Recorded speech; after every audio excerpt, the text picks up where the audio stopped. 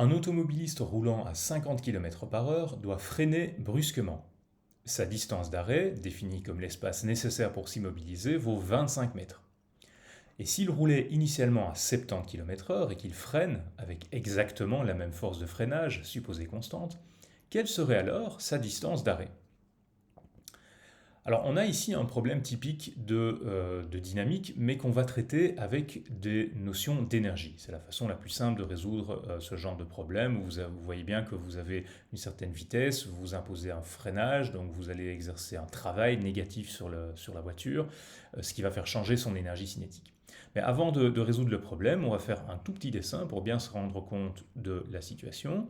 Donc j'ai une première situation ici, situation 1, où ma voiture a besoin de 25 mètres pour s'arrêter. Donc c'est la distance D1, c'est 25 mètres.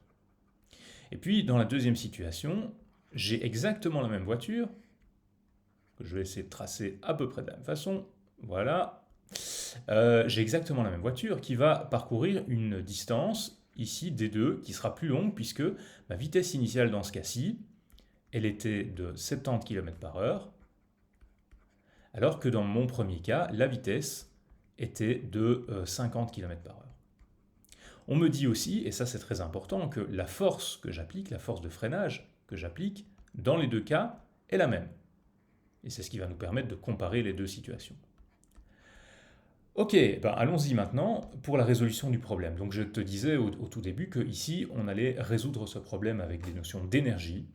Et effectivement, on peut impliquer le théorème ou invoquer le théorème de l'énergie cinétique. Le théorème de l'énergie cinétique qui nous dit que la variation d'énergie cinétique entre une position initiale et une position finale est égale à la somme de tous les travaux exercés sur l'objet. Donc c'est ce qu'on va utiliser ici. Notre situation initiale, elle est ici. Et notre situation finale, elle est ici. Donc, si je calcule la variation d'énergie cinétique, je pars de la situation finale où l'énergie cinétique vaut 0 quand je suis à l'arrêt, en ce point-ci, moins l'énergie cinétique initiale, que je sois dans la situation 1 ou 2, donc j'ai mis VI carré pour dire vitesse initiale.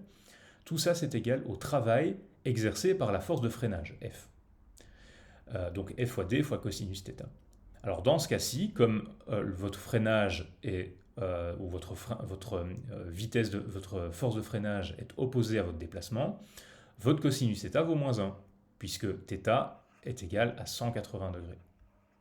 Donc cosinus de 180 égale moins 1, et donc votre travail vaut moins la force de freinage fois la distance.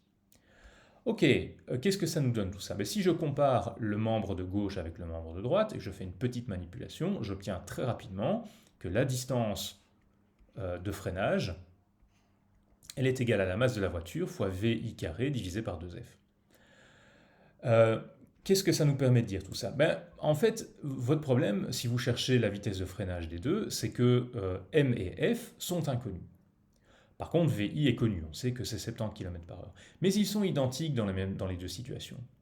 Et donc, on va pouvoir faire ce qu'on aime beaucoup faire en physique, c'est faire des rapports, c'est-à-dire qu'on va diviser la distance de freinage D2 par la distance de freinage D1, de manière à pouvoir obtenir le rapport de cette expression-ci dans les deux cas, où la masse est la même, la force de freinage est la même, et le 2, vous pouvez aussi le simplifier.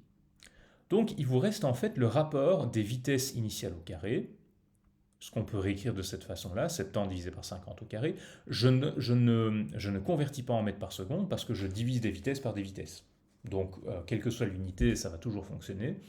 Donc vous faites votre petit calcul et vous arrivez facilement à 49/25e. Quel est l'intérêt de faire ça? L'intérêt c'est que vous connaissez D1. D1, c'est exactement 25 mètres.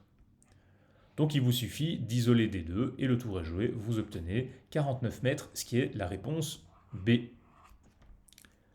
A bientôt sur le bon prof.